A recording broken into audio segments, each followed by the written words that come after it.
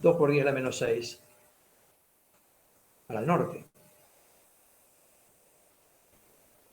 Entonces, refuerza la línea y no tiene ninguna desviación. Marca exactamente con más fuerza el norte, porque el campo magnético terrestre ayuda al campo de la línea. O al revés, la línea ayuda al campo magnético terrestre. ¿Se entendió? Ahora, si la corriente fuera hacia el oeste, voy a dibujar esto en otro color, acá la cosa cambiaría. Si la corriente fuera hacia el oeste, el campo de la línea por la regla de la mano derecha apuntaría hacia el sur. El campo del alambre apuntaría hacia el sur. Acomoden el dedo pulgar de la mano derecha hacia la izquierda ahora y observen cómo van las líneas abajo de la línea. Y entonces acá podrían ocurrir dos cosas sin mirar los números que tengo acá. Si el campo de la Tierra fuera mayor que el campo del alambre, directamente sigue marcando el norte y no tiene desviación. Es decir, la desviación es 0. Pero si el campo de la Tierra fuera menor que el campo del alambre, en la resultante tendría mayor injerencia el campo del alambre y entonces marcaría el sur la brújula. Es decir, la desviación sería de 180 grados. En lugar de, si yo quiero salir para el norte, empezaría a caminar al revés, 180 grados al revés. Quiere decir que la desviación es la máxima que puedo tener. Rubén, ¿y si serían iguales, la brújula sería como si no estuviera magnetizada o qué? Y sí, quedaría, sí, quedaría loca y marcaría cualquier cosa. Claro, marcaría pondremos a vos. Sí. O sea, ¿qué indica el campo magnético terrestre? Una fuerza magnética. Recuerden que la brújula es un pequeño imancito que tiene un norte y un sur. Entonces, el campo magnético terrestre produce una fuerza. Te la voy a dibujar giradita un poco. Si estuviera girada la brújula, el campo magnético produciría una fuerza sobre el lado norte y una fuerza sobre el lado sur, fuerzas que producen una cupla que la hace girar apuntando hacia el norte. Si realmente no hubiera campo magnético, porque estamos hablando de que el campo de la Tierra es exactamente igual al campo del alambre, si no existen estas fuerzas, la brújula queda suelta. O sea, si la dejo en esta posición, queda en esa posición. Si vos agitás un poquito la brújula, es muy difícil que abajo de una línea eléctrica logres esto, ¿cierto? Esto lo podrías lograr en un laboratorio, donde el campo terrestre no lo podés cambiar, pero el campo del alambre lo podés cambiar regulando la corriente ampere por ampere. Sí, tendría que ser demasiada coincidencia para que pase eso. No, claro. Definitiva, yo lo podría lograr, vamos, volvemos a las fórmulas estas. ¿Qué logré con esto? Calcular que esto fuera igual al campo magnético terrestre y saqué el ángulo. Pero observen que esto, los 8,10 no los puedo cambiar. Los 200 amperes no los puedo cambiar. Yo no tengo la posibilidad en una línea eléctrica de poner esta corriente en 200 amperes y pasarla a 201, 202. Claro, pero en un laboratorio podría jugar con la intensidad esa como para que pase ese fenómeno. Exactamente, sí. Había uno de los prácticos que hacíamos con un campo magnético muy ajustable, pero que bueno, este año no los vamos a poder hacer, en razón de que la presencialidad está lejos todavía. Pero volviendo al tema, si no es esta fuerza la que gira la brújula, y si no existen estas fuerzas, la brújula va a quedar loca. ¿Y cuándo queda loca? Cuando no hay campo magnético. Quiero aclarar, me acordé de una cosa que les había dicho que iba a aclarar y no aclaré. ¿Por qué el campo magnético terrestre tiene componentes horizontal y vertical? El campo magnético terrestre, la Tierra, tiene un norte y un sur. Voy a dibujar el eje de la Tierra así, porque en general está bien inclinado. El norte y el sur. Las líneas de campo magnético son líneas que van del norte y al sur,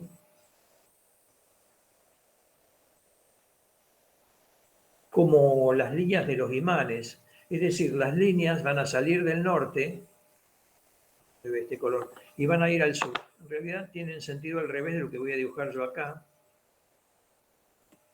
porque recuerden que en el norte geográfico hay un sur magnético. Pero bueno, no me importa mucho, las líneas hacen esto. Voy a dibujar 2 líneas nada más.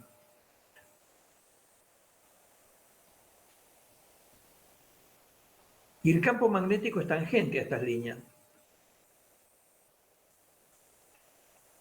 Si yo estuviera ubicado en el ecuador,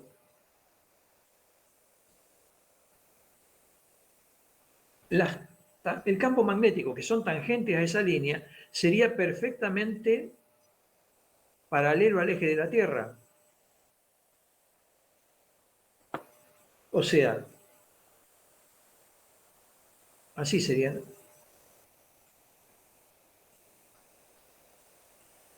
Las tangentes de estas líneas en este punto. Si yo me trasladara, y no quiero dibujar una línea acá, el campo magnético terrestre acá sería así, en el ecuador, en el único punto. Quiere decir que el campo magnético sería totalmente horizontal acá. Pero, por acá donde está Argentina, estoy dibujando más o menos a 45 grados de latitud sur, en algún meridiano que pase por acá. Voy a exagerar el dibujo. El campo magnético terrestre tiene componentes tangentes a esta línea en este punto. Pero la tangente a la Tierra acá, voy a redibujar eso más exagerado porque acá no se ve bien lo que quiero significar ahí.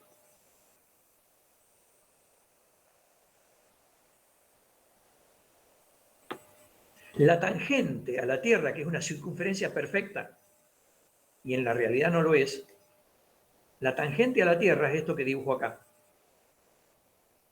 Pero el campo magnético que es tangente a esta línea acá, que se está cerrando ahora, va a ser así.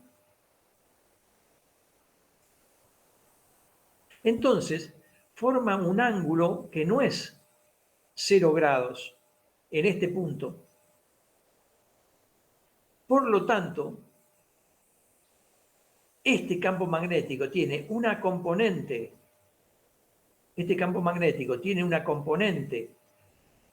paralela a la superficie de la Tierra, que es la componente horizontal, y una componente vertical apuntando hacia el centro de la Tierra. Este es el campo magnético terrestre en ese punto. Esta es la componente horizontal del campo magnético terrestre, la que es paralela a la superficie de la Tierra, porque esta otra componente es una componente del campo magnético terrestre en forma normal hacia el centro de la Tierra. ¿Se entendió en este dibujo bastante mal hecho? Sí, se entendió. Por lo tanto, hay ejercicios que hablan, como este, de la componente horizontal, y va a haber había otro, no me acuerdo bien cuál es, que habla de la componente vertical, no sé bien dónde estaba, pero en algún lugar, si leen todos los ejercicios, lo van a encontrar. ¿Quedó entendido? Bien, ¿alguna pregunta más? Rubén, ahí al campo magnético terrestre pusiste aproximadamente 0,2, dicen en el práctico. Sí, Y vos tomaste 0,02.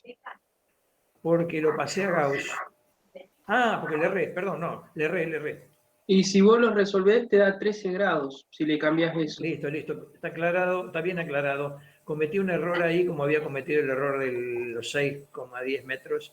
Sí, no está bien este resultado porque, en definitiva, nosotros acá tomamos el campo magnético terrestre, ven, 0,02 y es 0,2. Si le saco un 0 de acá, esto da 10 a la menos 5. Bueno, corrijo acá arriba. Van a querer este PDF, va a estar muy raro. Si acá va un 10 a la menos 5, esto da 13 grados. Bueno, ahora es una cuestión de interpretación. Si son 13 grados, igual al oeste, contando desde el norte, el tema si es sensible o no es sensible. Algunos capaz que piensen que 13 grados no es mucho y otros que piensen que 13 grados es una barbaridad. Yo diría que en función de la distancia que quiero recorrer, veo si es muy importante la desviación o no es muy importante la desviación. Si yo me Sí, muevo 2 o 3 metros, no va a haber mucha desviación. Está bien, Fernando, la aclaración que hiciste, porque le había errado yo, como acá puse 6,10, no sé qué leí, y acá puse 0,02. claro, bueno, en ese caso, Rubén, que dice se alterará sensiblemente, ahí nosotros ponemos el resultado que se desvía 13 grados y que vea cada uno lo que es Claro, para él o no sí, sensible o no. correcto. Yo este enunciado debería cambiarlo para el año que viene. Hace varios años que venimos diciendo con Federico, para el año que viene lo cambiamos. Acá yo pondría como enunciado calcular la desviación que tienen en estos dos casos. Entonces la respuesta es 13 grados. No podés si es sensible o no es sensible. Porque esta es una apreciación subjetiva de cada uno del que está leyendo. Pero bueno, Sí, sí, y en función de la distancia que recorrer, como dijiste. claro, pero bueno, en definitiva, sí. Yo otra pregunta que podía hacer acá es esto: ¿cuánto es la desviación y cuánto se desvía en metros si yo me muevo 40 metros al norte? Son Claro. cálculos que podrían ser precisos y que no se sabe si es sensible o no es sensible. Pero bueno, está hecho así el enunciado y no lo venimos cambiando, y lo más probable es que el año que viene quede igual. Porque el concepto de esto es practicar la regla de la mano derecha y no saber si son 13 grados o 68, ¿se entiende esto? Bueno, chicos, a ver, ¿alguna pregunta más?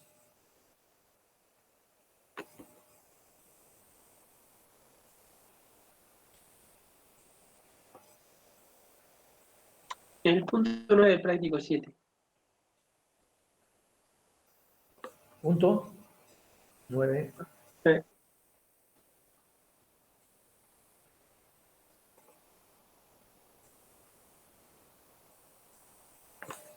Este ya lo habíamos analizado el otro día.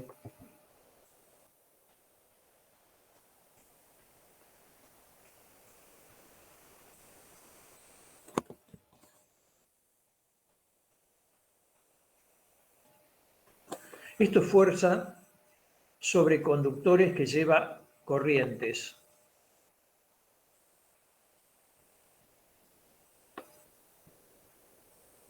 No se confundan con lo que dice ahí, dos conductores paralelos, porque si leen todo el enunciado se van a dar cuenta que me está pidiendo, a pesar que dice dos conductores paralelos, me está pidiendo calcular y graficar la fuerza sobre ellos. ¿Ven la pregunta? De tal manera que un conductor que lleve corriente de largo L, que está metido dentro de un campo magnético que es un campo entrante, por ejemplo, va a sufrir una fuerza que en módulos vale I por L por B por el seno del ángulo alfa, y que está en terna directa L vectorial B y lo saco por la regla de la mano derecha. Otra de las reglas de la mano derecha. Donde el índice va a indicar la corriente o la longitud como vector, el medio va a indicar el campo y el pulgar, para donde quede el pulgar, va a indicar la fuerza. Bien, entonces tenemos que analizar eso en estos ejercicios y tomar la corriente en el sentido que dice acá. Vamos a dibujarlo acá abajo. Pero lo trabajo como dos conductores rectos por separado. ¿Está claro este enunciado? Entonces vamos a empezar. El campo magnético es entrante.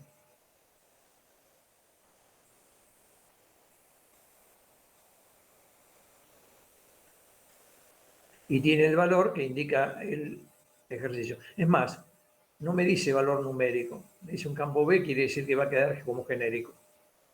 Y vamos a dibujar el conductor de arriba. Este conductor de arriba tiene una corriente que sí y voy a llamar conductor 1. Si bien las corrientes son iguales, a este conductor lo voy a llamar 1. Entonces, ¿cuánto vale la fuerza 1? La fuerza 1 vale, en módulos, la corriente que por él circula, que es 15 amperes. No ponemos unidades porque tenemos todos los valores en el MKS. 15 amperes. Los dos son de 15 amperes. Por el largo de esos conductores, y el largo de esos conductores son 5 centímetros. No, perdón, 5 centímetros, no, perdón. 5 centímetros es la separación. El largo de esos conductores es 30 centímetros, acá está. Es decir, lo tengo que pasar a metros, 0,3 metros.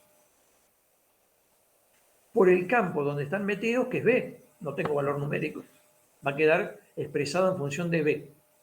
Y por el seno de 90 entre este conductor y el campo, forman 90 grados. Quiere decir que esta fuerza 1 me queda 15 por 0,3, si no me equivoco da 4,5, 15 por 0,3, 4,5 B. La fuerza 1 vale 4,5 B.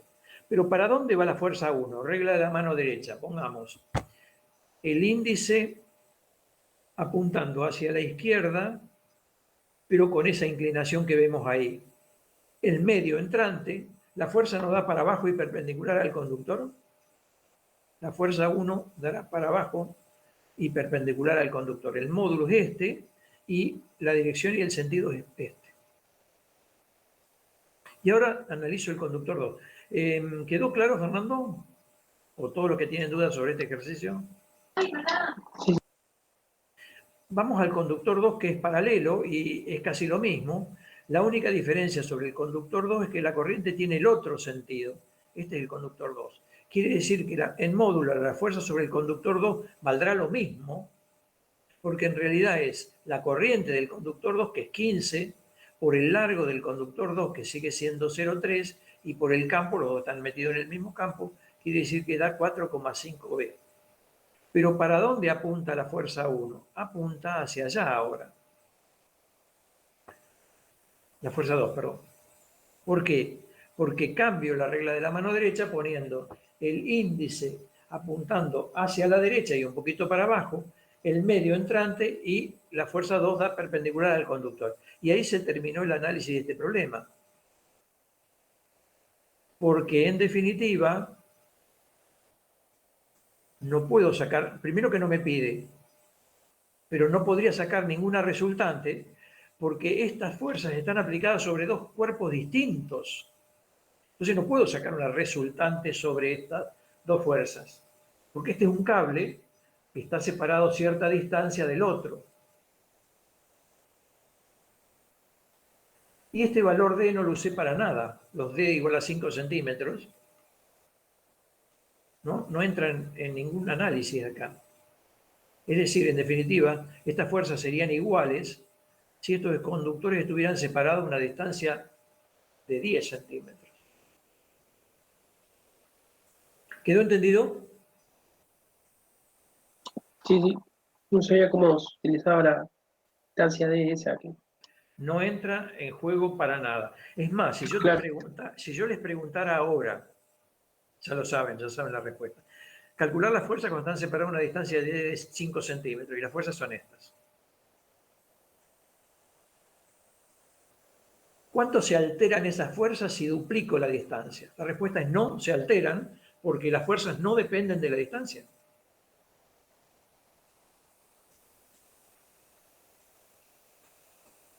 ¿Quedó claro?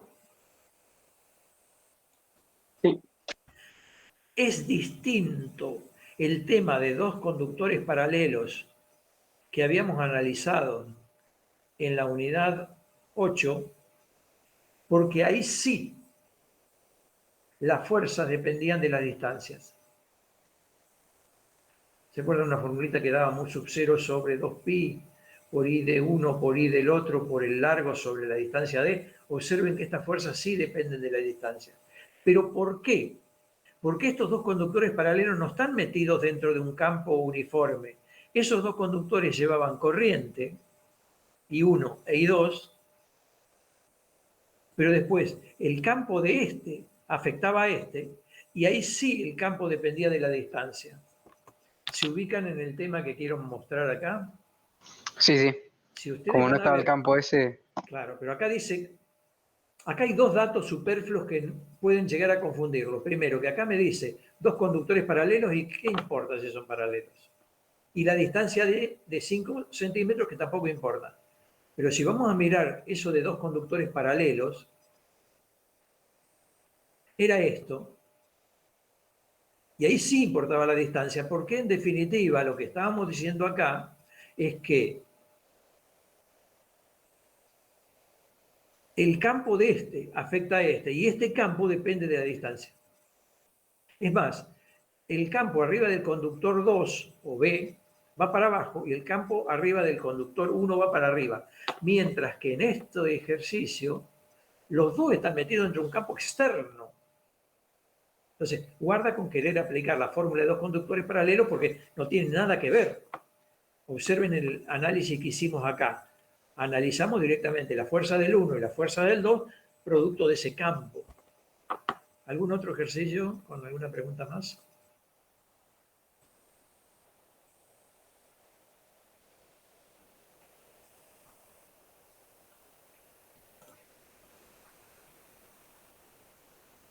¿Podría resolver el 7 del TP8?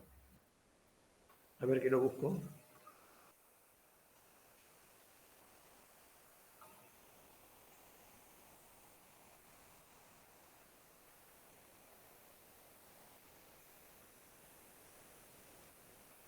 Es fuerza de Lorentz.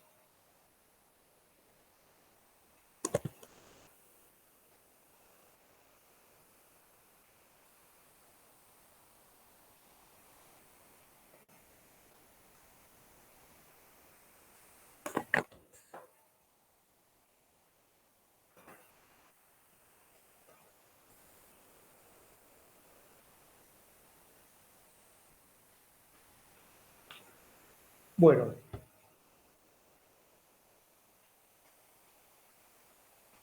dice, un electrón se mueve con una velocidad de 3.200 km por segundo en un campo magnético de inducción B y un campo eléctrico de 4.000 Newton sobre Coulomb. Hallar la fuerza total de Lorentz, que implica la gravitacional más la eléctrica más la magnética, graficarlas y comparar sus resultados. El campo eléctrico tiene dirección vertical y sentido para arriba, o sea, me indica que el campo eléctrico es vertical y para arriba. Vamos a pensar que estoy mirando la Tierra y lo estoy mirando de frente, de acá. Es decir, el campo gravitacional va para abajo y el peso va para abajo. Quiere decir que el campo eléctrico para arriba apunta en contra del campo gravitacional. Acá también ya la que estamos, les voy a dibujar el campo gravitacional que va hacia el centro de la Tierra. Y el campo magnético tiene dirección horizontal y sentido hacia la derecha, o sea, el campo magnético va para allá.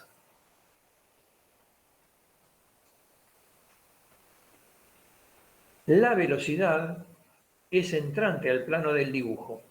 Es decir, la velocidad tendría que dibujarlo como una cruz. Bien. ¿Cuánto es la fuerza total de Lorentz? La fuerza total de Lorentz, por definición, era la fuerza gravitacional, que es el peso, más la fuerza eléctrica, más la fuerza magnética. ¿Cómo calculo esas fuerzas por separado? ¿Cuánto vale la fuerza gravitacional? La fuerza gravitacional vale la masa por la gravedad. ¿Y cómo apunta? Voy a volver a dibujar el electrón acá, con su carguita negativa. Esta fuerza va a apuntar hacia el centro de la Tierra. Esta es la fuerza gravitacional. Sacan este valor, la masa del electrón no me la da, pero la sabíamos, es 9,1 por 10 a la menos 31 kilogramos, y lo multiplico por 9,8, que es la gravedad, y esto me dará en Newton el valor de la fuerza gravitacional. Según menos J, porque sé que apunta para abajo, ¿eh? Voy a tomar los ejes X y Z saliente del plano de la pantalla. ¿Quedó claro esto acá? Si quieren saquen el numerito, me va a servir 8,92 por 10 a la menos 30. 8,9 por 10 a la menos 30 newton. Ese es el valor de esta fuerza gravitacional. ¿Cuánto vale la fuerza eléctrica? La fuerza eléctrica como vector vale la carga por el campo eléctrico. La carga del electrón vale menos 1,6 por 10 a la menos 19 coulomb por el campo eléctrico que me da el valor, pero que apunta para arriba, ¿ven? 4.000 newton sobre coulomb, y esta fuerza va a apuntar para abajo. ¿Por qué? Porque es contraria al campo. Si la carga es negativa, es contraria al campo. Como el campo me indica que va para arriba, es decir, sería en la dirección de más J, esto va a ser en la dirección de menos J también. Menos un valor en Newton en la dirección de J. 6,4 por 10 a la menos 16. 6,4 por 10 a la menos 16 Newton. Pero lo importante es que va para abajo. Vamos a ver la fuerza magnética ahora. La fuerza magnética vale en módulo I por L por B por el seno del ángulo alfa. Perdón, puse mal porque puse la fuerza para un conductor y era para una partícula. Está claro que tengo que usar la otra formulita porque es la fuerza sobre una carga. Y yo puse la fuerza sobre un conductor. La fuerza sobre una carga, esta fuerza magnética, vale la carga por la velocidad, por la inducción y por el seno del ángulo alfa. Y como vector saco la dirección en función de la regla de la mano derecha. El valor en módulo será 1,6 por 10 a la menos 19, que es la carga del electrón, por la velocidad del electrón que estaba dado, estos 3.200 kilómetros por segundo, y hay que ponerlo en metros, quiere decir que multiplico por 1.000 metros y divido por 1 kilómetro, es decir, lo puedo escribir como 3,2, 3 ceros de acá y 3 ceros de acá por 10 a la sexta, y por el campo magnético que es el de 8,5 por 10 a la menos 3, Weber, tengo todo en el MKS, por 10 a la menos 3, y por el seno de 90, porque observen que la inducción va horizontal y para la derecha, y la velocidad es entrante por el seno de 90, por lo tanto esto es el módulo, pero ¿en qué dirección? Regla de la mano derecha. Entre todos. Velocidad entrante al plano de la pantalla en la dirección del eje menos Z sería, pero pongo el índice entrante a la pantalla. Medio, que es el campo, hacia la derecha. ¿Para dónde les quedó el pulgar? Para abajo. Pero la fuerza magnética va para arriba. ¿Por qué? Porque es carga negativa. Entonces la fuerza magnética va para arriba. Entonces directamente esto será más J. ¿Se entendió? 4,35 por 10 a la menos 15.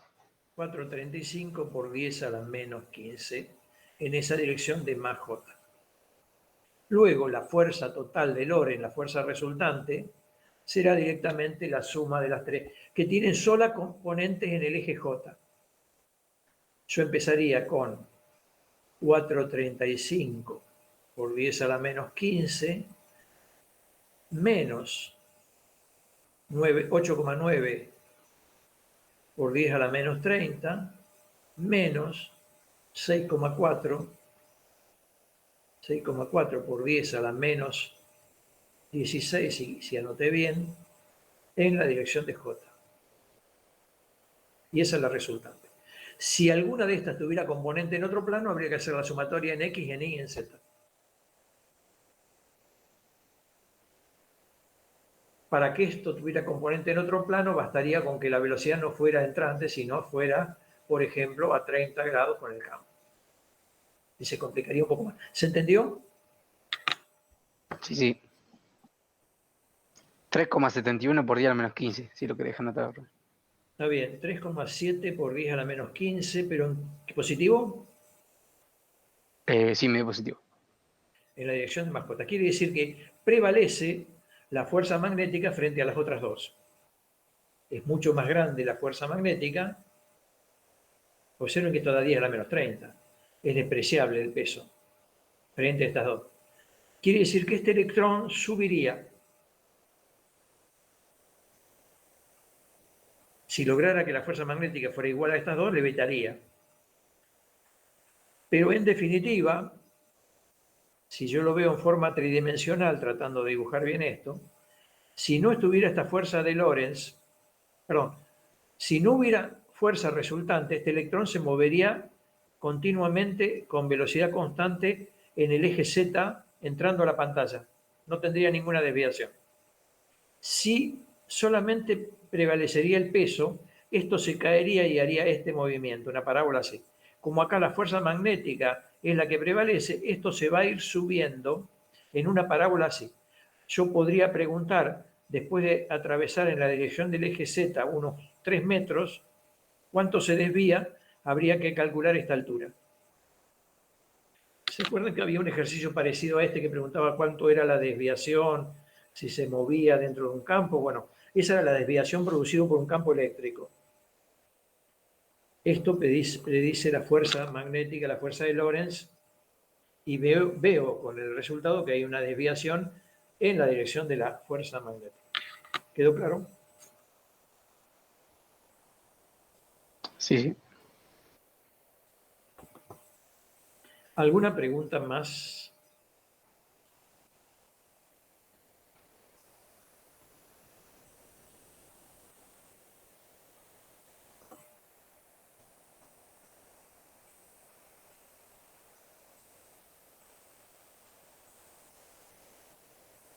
A mí la última que me quedaría sería el ejercicio 11 del TP8. ¿De cuál de los dos prácticos? TP8. Del 8.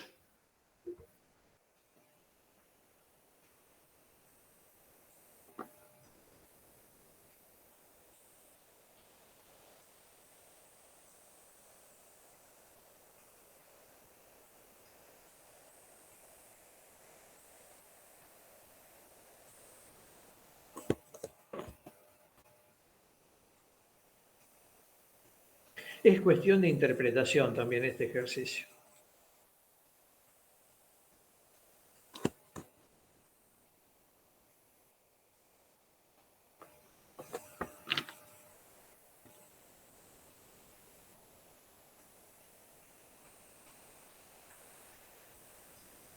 Dice, tengo un alambre que lleva una corriente de 200 amperes.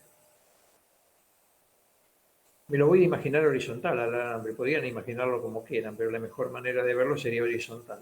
El alambre que lleva una corriente de 200 amperes.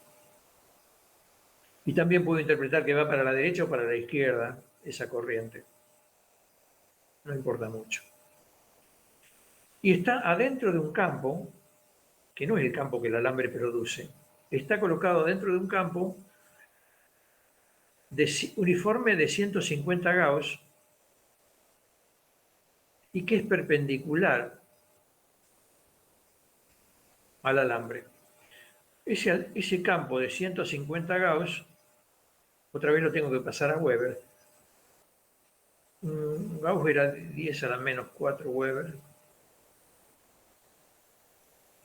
Es decir, esto me queda, lo voy a dejar así, 150 por 10 a la menos 4. ¿Cómo lo ven? ¿Cómo se lo imaginan al campo?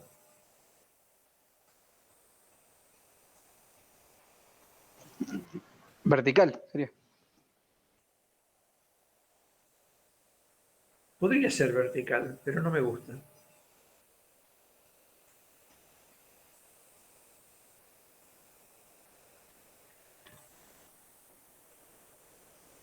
Sino que entre a la pantalla o salga. A mí me gusta más que entre o que salga a la pantalla. ¿Por qué?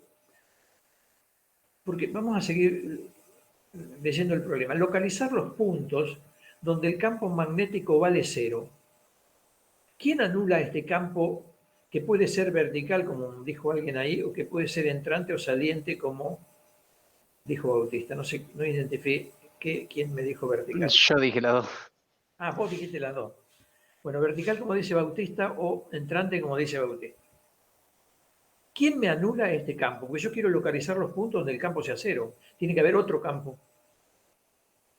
El campo del alambre es el único que tenés. El campo del alambre.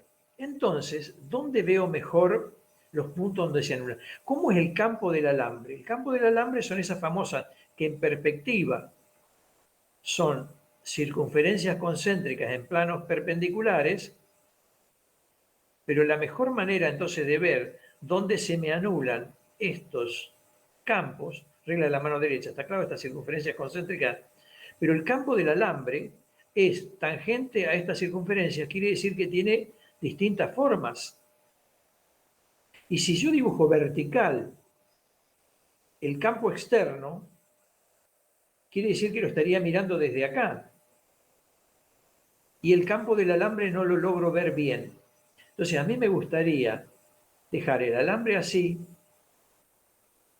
poner el campo externo, que voy ahora a dibujar en rojo, este campo externo, entrante, y entonces dibujar el campo del alambre, que lo voy a dibujar en otro color, y entonces, ¿cómo lo vería en ese dibujito al campo del alambre? Que el campo del alambre vale, lo tomo como un conductor infinitamente largo, porque estoy pensando que este largo es muy grande, acá dice largo, pero no me dice infinitamente largo, pero lo considero como mu sub 0 sobre 2pi por i sobre d en cada punto, es decir, acá a 2 centímetros, i sobre 2, a 5 centímetros, acá en esta dirección, i sobre 0,05. ¿Cómo Claro, lo veo?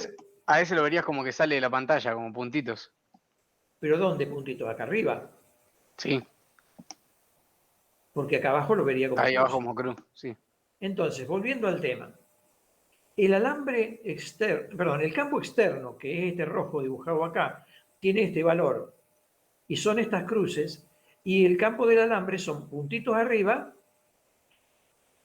o sea, lo estoy viendo acá arriba, o sea, en este plano lo estoy mirando, que es el que más me convino para dibujarlo.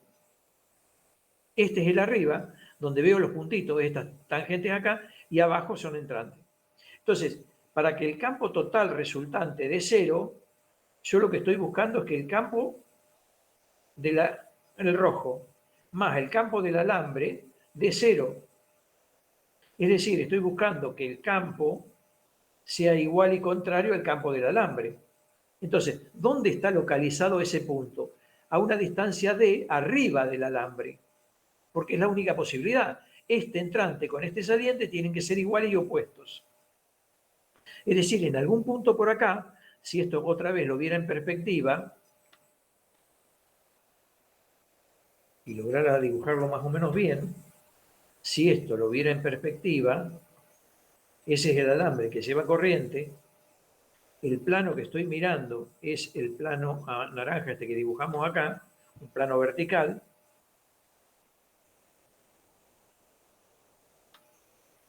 y entonces en esos puntitos arriba,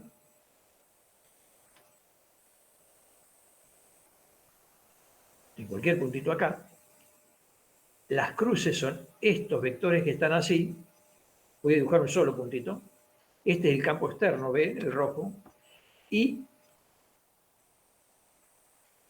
estoy buscando esto acá, que esto sea igual a esto. Este es el campo del alambre. Entonces ahí el campo resultante me va a dar 0. Porque acá abajo el campo del alambre es así, ven las cruces, y el campo externo también es así. Entonces la resultante nula. Bueno, acá se ve que se suma. Como yo quiero esa igualdad, yo ya garanticé que arriba del alambre, la respuesta es arriba del alambre, los campos son opuestos y ahora lo único que tengo que hacer es lograr que estos dos sean iguales. El rojo vale 150 por 10 a la menos 4 en Weber sobre metro cuadrado y lo igualo al otro, el del alambre, que vale mu sub 0 sobre 2pi por la corriente, que eran 200 amperes, sobre la distancia D, que es la que me pide. Localizar los puntos donde el campo vale 0. De acá voy a despejar la distancia D en metros y entonces indicaría que los puntos son tantos metros arriba del alambre. En realidad, todos los puntos que estén a esta distancia dan una recta paralela al alambre arriba a esa distancia D. Entonces la respuesta más clara sería en una recta paralela al alambre y arriba del alambre a una distancia de tantos metros, lo que me dio esta formulita.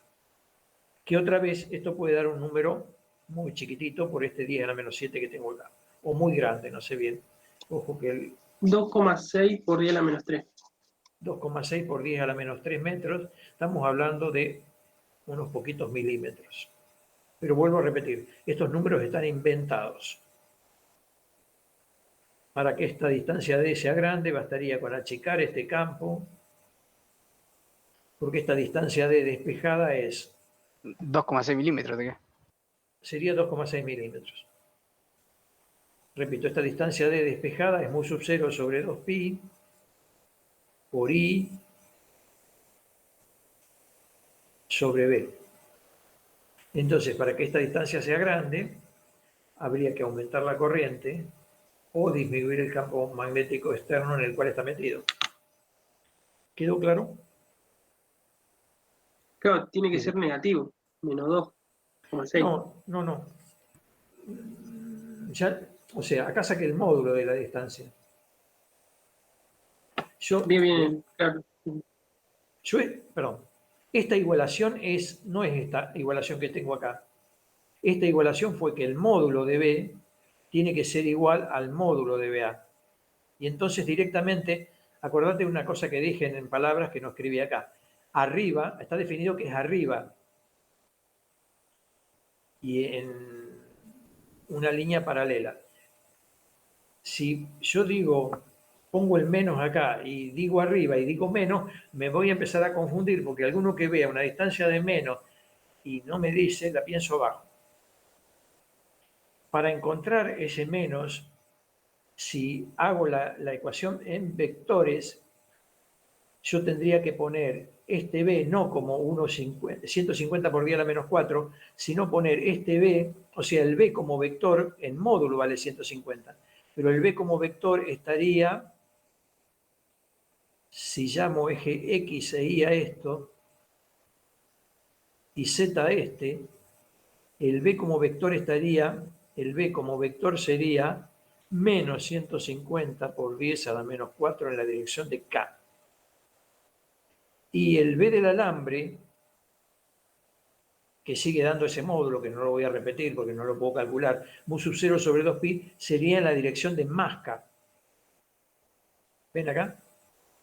Entonces, cuando hagas la igualdad, el D te va a quedar más 2. El D te va a quedar más 2, debería quedarte más 2,6 por 10 a la menos 3 en dirección de J, de más J. Y eso te indica que está arriba. No sé si esto responde a tu pregunta y si usamos bien la expresión vectorial debería dar más 2,6. Sería confuso ponerle el signo menos aquí al no poner una dirección vectorial porque después ¿qué es menos 2,6? ¿De arriba o abajo? Vuelvo, si saco el módulo de la distancia diciendo 2,6 en palabras, o sea, lo dibujo arriba y aclaro que es arriba del conductor, paralelo al conductor y arriba. Si van a hacer toda la expresión vectorial, ahí no tienen por qué aclarar si es arriba o abajo, pero si les da más 2,6 en J, lo ubican acá, arriba. ¿Respondí bien a las dudas de ese puntito, el tema del menos? Sí, no había considerado el módulo. Claro.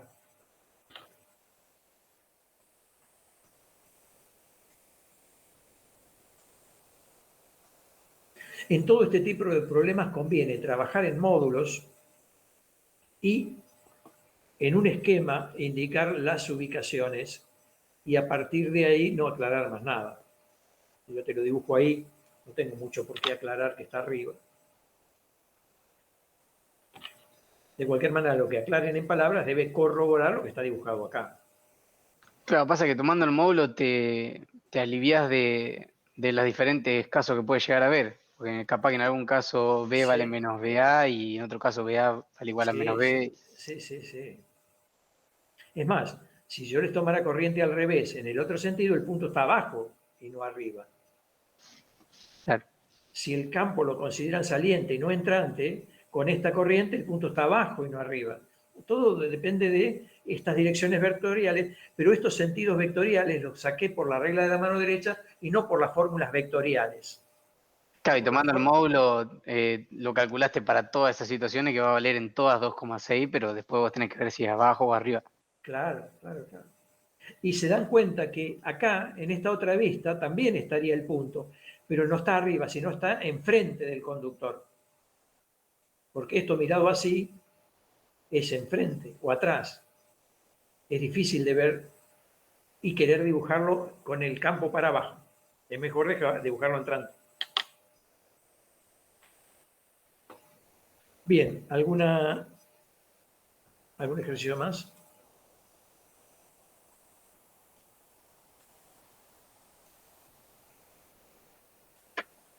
El práctico 7 me quedó el punto 12 y quería saber si era del mismo método que el punto 13 que había resuelto en la clase pasada. Sí, es el mismo método que resolvimos, pero directamente podrías tomar ya el resultado.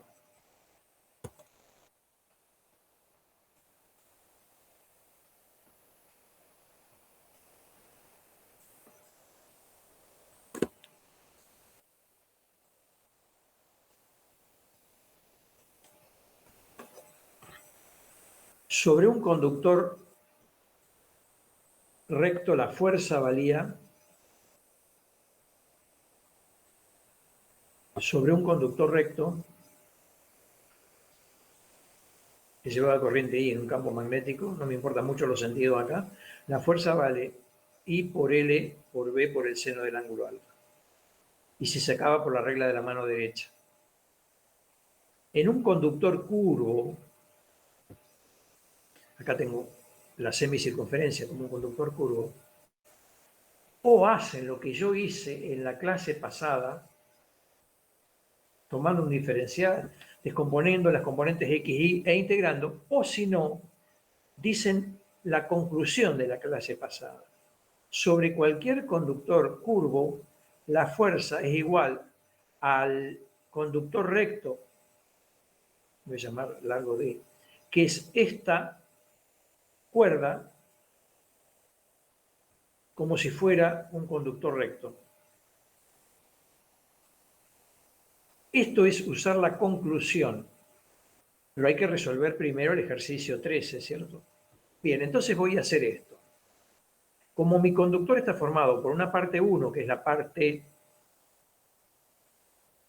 recta de la izquierda, más un tramo curvo que es media circunferencia exactamente, que voy a llamar 2, más otro tramito recto que voy a llamar 3, por lo tanto voy a sacar cada una de estas fuerzas en las partes rectas por esta formulita y en la parte curva con esta conclusión. Acá va una corriente que va hacia la izquierda, en los tres conductores es la misma, es decir, esta corriente vale 4,2 amperes porque es la misma corriente, están en serie. El campo magnético son los puntitos, quiere decir que es saliente. Ese campo magnético tiene un valor que me indica el problema, que es 5,5 Weber sobre metro cuadrado. Y después tengo las distancias ahí como longitudes. Entonces, en el tramo 1, primero, el módulo. Observen que acá voy a sacar directamente el módulo. ¿Cuánto vale la fuerza? Esta formulita. La corriente, que son 4,2 amperes, por el largo del conductor ese, que son 0,07 metros. son los 7 centímetros que tiene este largo L que está acá. Por el campo, que son 5,5, y por el seno de 90, porque entre este conductor y el campo, que es saliente, forman 90 grados.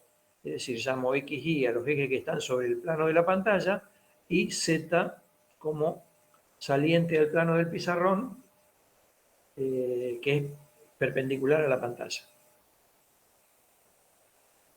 Y L está en la dirección del eje X y B está en la dirección del eje Z para que sea saliente. Seno de 90. Bueno, esto me da un número en Newton y la dirección y el sentido se las voy a poner con la regla de la mano derecha. Índice horizontal y hacia la derecha. Medio saliente, ¿para dónde le da la fuerza 1? Para abajo. Para abajo. La fuerza 1 va para abajo y tiene este valor. Si lo quieren escribir como vector, ahora escribo el vector. Sería ese valor en menos J. Vamos a la fuerza 2 ahora. La fuerza 2 es sobre el tramito curvo. ¿Quién es el conductor equivalente? Este segmento recto, que es horizontal y que tiene un largo de 2 veces R, porque es el diámetro de esta semicircunferencia.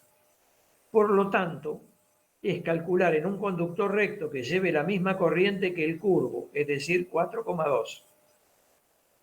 Por un largo que son 2 veces R, R vale 20 centímetros, son 40 centímetros, son 0,4 metros, por 5,5, que es el campo, y por el seno de 90. Esto me da la fuerza sobre el tramito curvo.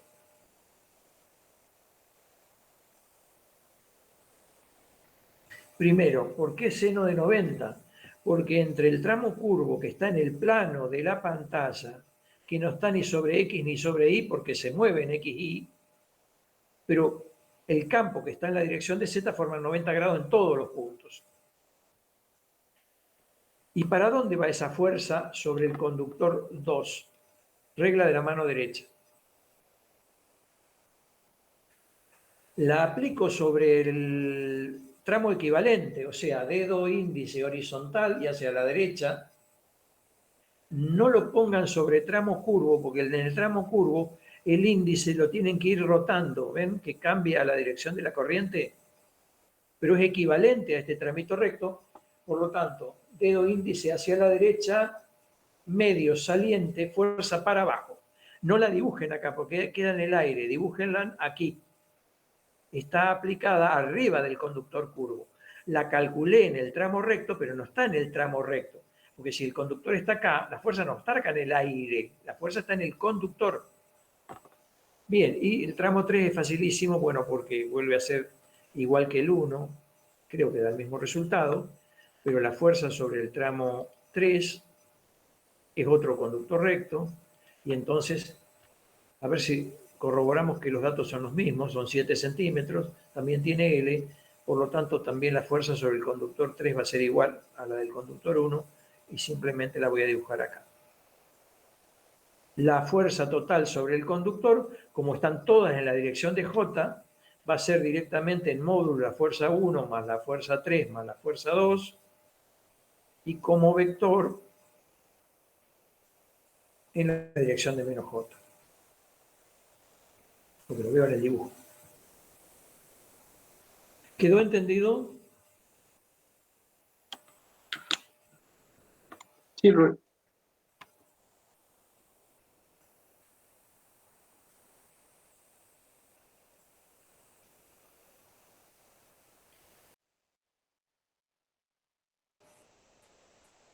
¿Alguna pregunta más? En el ejercicio anterior, o sea, el componente en X no varía. Perdón, me hablas del ejercicio anterior y el ejercicio anterior sería Punto 12. en el que hicimos recién, sí. No hay componente en X para ninguna parte del conductor, por lo tanto no actúa en X. Fíjate en el dibujo y la regla de la mano derecha que fuimos haciendo. Son todas verticales y para abajo, ¿cierto? No hay componentes en X en ningún pedacito Claro. del conducto. Voy a ir a este problema, a este, que es el 14. Ahí sí hay componente en X.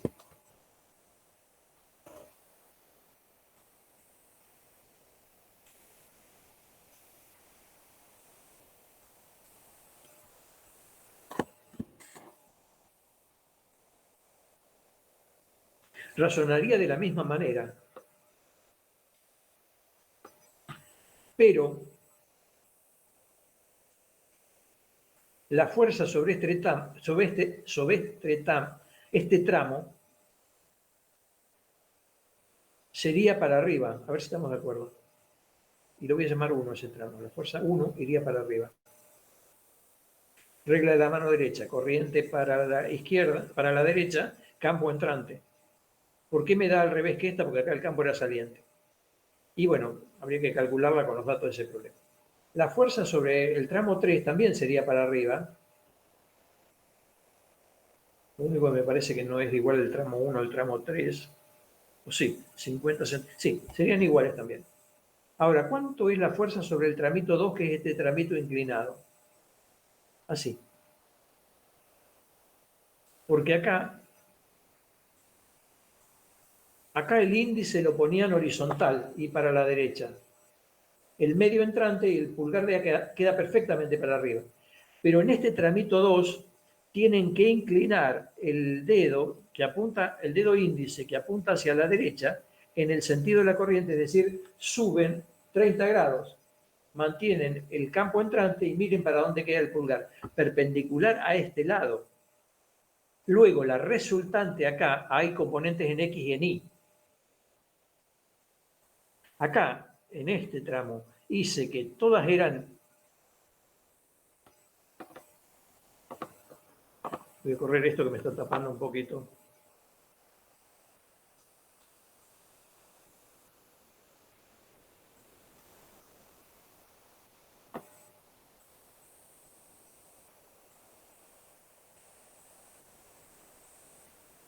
Esto quedó acá porque de aquel alambre que corrí para allá.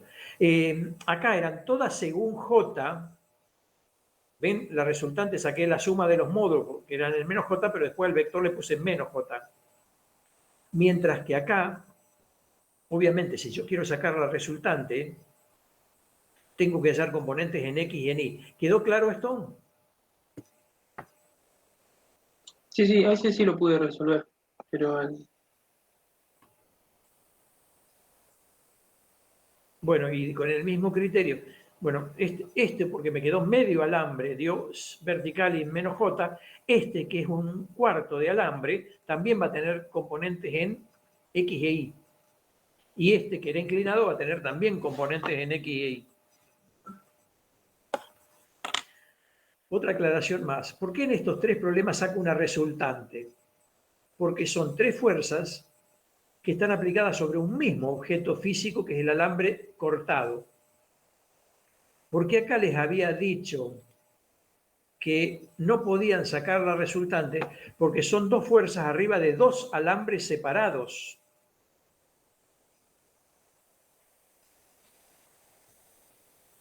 Esto es más o menos lo mismo que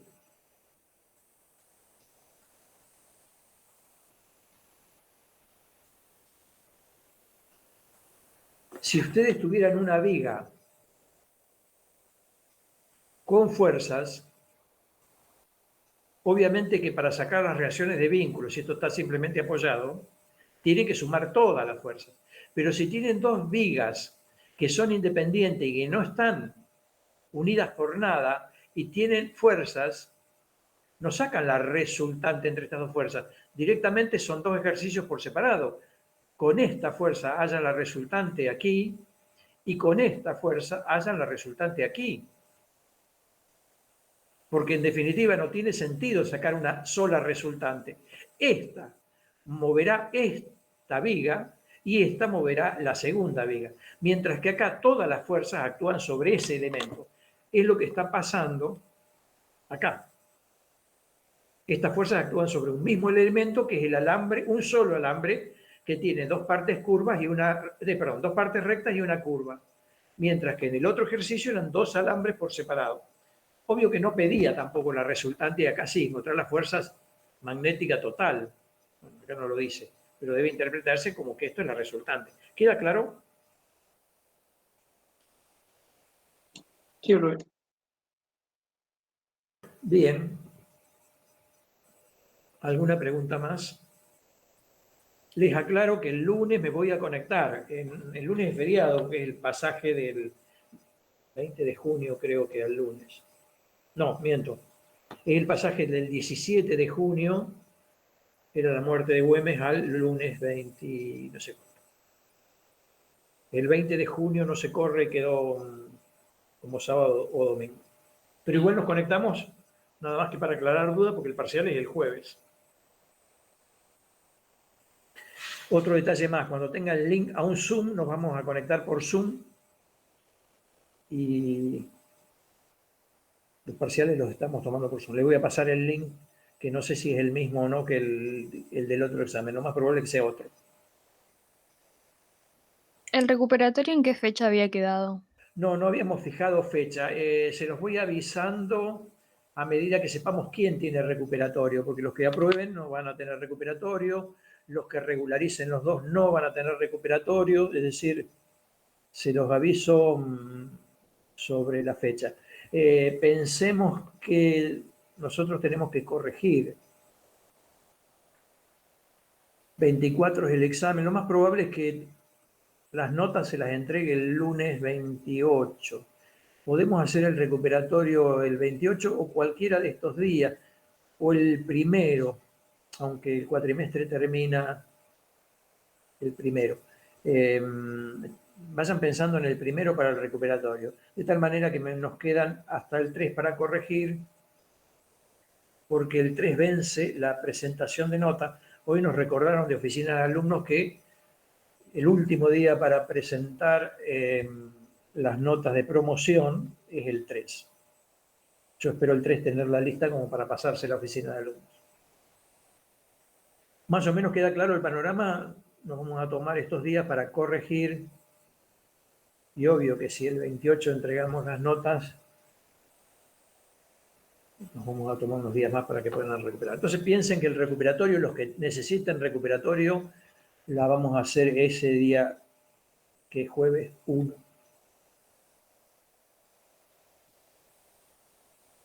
Ok, listo, Rubén. Está bien. ¿Cómo andan ustedes en esa semana con parciales y recuperatorios? No, recuperatorios no creo que sepan fechas, pero ¿hay algo esta semana acá? Tenemos el 27 y el 29 de inglés, son 2 fechas diferentes. El 28 tenemos recuperatorio de química. Habían cambiado el recuperatorio de análisis, no me acuerdo qué fecha. Era el primero originalmente, pero no sé cuál la cambiaron. Entonces, si le cambiaron del primero, les queda bárbaro porque no van a tener superposición con nada. Sí, sí. Y el coloquio de química es el 2.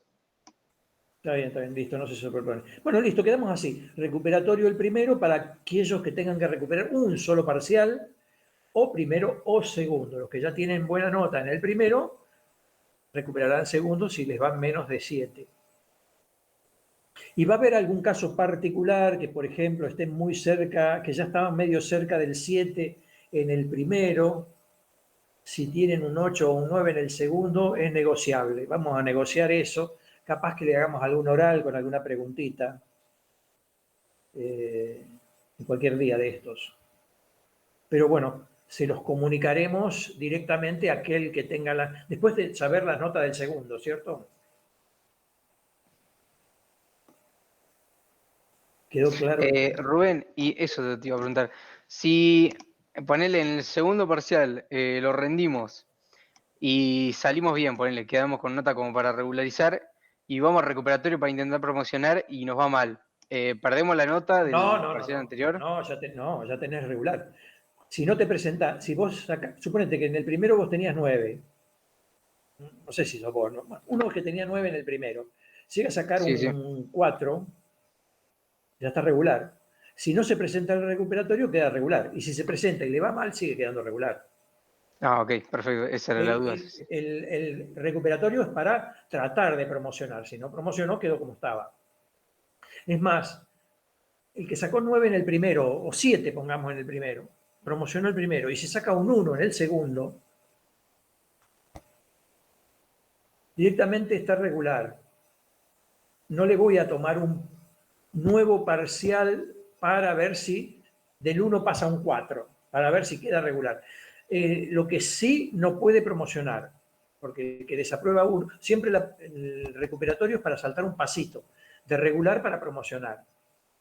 El que sacó un 10 en el primero o un 7 en el primero y sacó un 1 en el segundo ya está regular. Entonces no van a tener recuperatorio para regularizar. ¿Quién va a quedar no regular? Aquel que saque un 2 en el primero y un 2 en el segundo. ¿Quedó claro esto? Entonces se están ahorrando Sí. ustedes y en tiempos nosotros para corregir un parcial.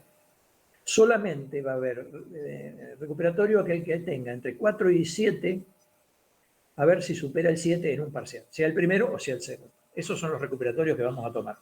¿Y la modalidad de los finales cómo es? ¿Toma de ejercicios prácticos? ¿Es una lección oral o algo así? La modalidad del final es similar a la de los parciales. Lo único que puede entrar teoría, pero va a ser escrito con 4 o 5 ejercicios, eso puede cambiar. Y nada, para aprobar también tenés que tener más del 70%. Tomaríamos algún oral en algún caso de dudas de aquel que está ahí entre el límite, entre 6 y 7, no se sabe si es 6,50. Ahí le podemos hacer alguna pregunta oral para no tomarle, para que no venga otro examen, pero así sería la modalidad. Salvo aquel que quede no regular, que ahí sí tiene un escrito, aprobando el escrito tiene un oral. Listo, perfecto, Rubén. Pero bueno, por ahora, de acuerdo a las notas del primer examen, no hay ninguno como para no regular. Listo, joya. Les recuerdo que también en el parcial entran los del práctico 6, que no preguntó nadie ni nada, es porque no tienen duda, ¿cierto? Práctico 6 eran los ejercicios de circuitos estos, calcular resistencias totales de circuitos, calcular mallas y nodos, corrientes, ley de Ohm, alguno de estos, ley de Joule. ¿Está? Posiblemente no hayan preguntado porque los analizamos todos oportunamente. Pero bueno, nada, practiquen el práctico 6 también, ¿eh? No se centren solamente en el 7 y el 8, porque de los 4 ejercicios va a haber ejercicios del práctico 6. Perfecto. En realidad, como son 3 prácticos y 4 ejercicios, de alguno va a haber 2. ¿RC entraba o no entraba? RC, fíjate si está pintado en verde o está pintado en blanco. Está pintado en blanco, lo cual entra. Pero les quité de RC, les dejé afuera la descarga del capacitor. Es decir, entra la carga. Igual no les voy a tomar la demostración de la, estemos claros, no vamos a tomar la demostración de la ecuación diferencial.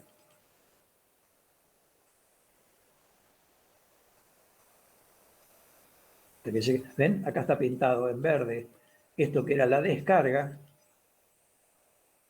pero la carga está en blanquito.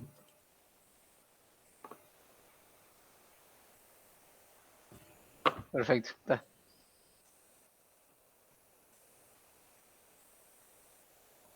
¿Nos queda alguna clase consulta, no? Para antes Sí, del sí, lo que parcial. dije hace un ratito, que el lunes, por más que es feriado, hacemos clase consulta. Perfecto, listo. Sí, capaz que por ahí preguntamos alguno ahí de RC.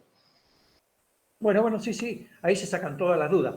No obstante, vuelvo a repetir, quedan martes y miércoles para consultar, pero ya directamente por WhatsApp.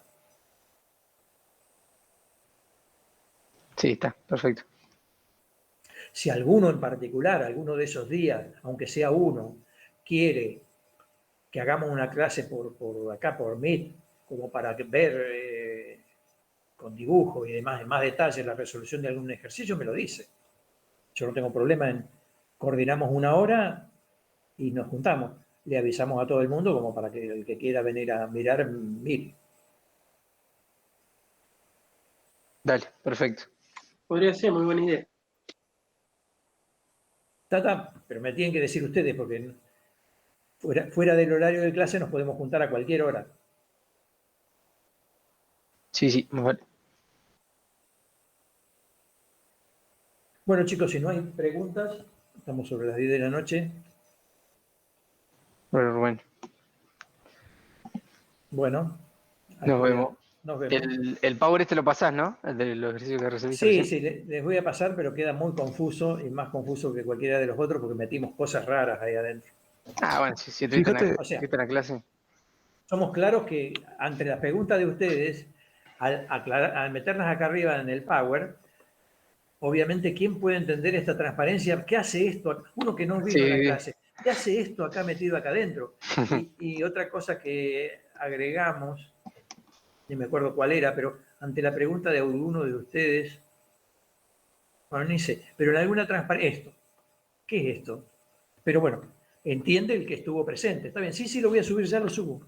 En un ratito se lo subo fíjate, Rubén, que no sé por qué, pero la última vez que pasó el Power, no me aparecía ninguno de los, no sé si capaz que fue problema mío nomás de la descarga, pero todos los dibujos, ninguno aparecía. Parecía nada mal cuando pegaba la foto del problema y nada más. No sé por qué, a ver, voy a mirar. A los demás, ¿qué le pasó en el último? Puede haber ocurrido que, El último es el que dice clase consulta 10 del 6.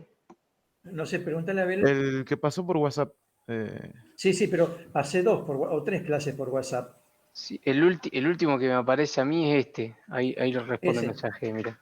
El 10 del 6. Y a mí me aparecen las anotaciones, ¿eh? Este es del 10 del 6, pero Abel, el del 10 del 6, el que nos ves, acá, esto se ve, claro. pero fíjate que se eh, ve todo. entonces capaz es problema mío, no sé. Profe, yo, Volvelo a bajar. yo Vol- tampoco lo veo, pero capaz que sea porque usamos el presentaciones de Google, capaz. Bueno, Ah, no, capaz que me pasa bajen, porque uso el, ¿cómo se llama este? El LibreOffice.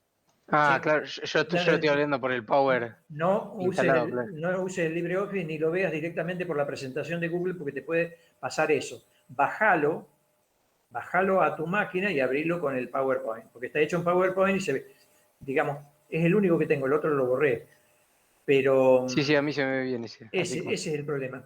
Ah, listo, listo. Gracias. bueno, Rubén, te dejamos libre. Bueno, perfecto, Nos vemos. nos Gracias, vemos. Rubén. Hasta luego. Cualquier Chao, Rubén, cosa, hasta luego, nos chao, vemos. chao. Te lo vuelvo a pasar a ver si no lo podés bajar.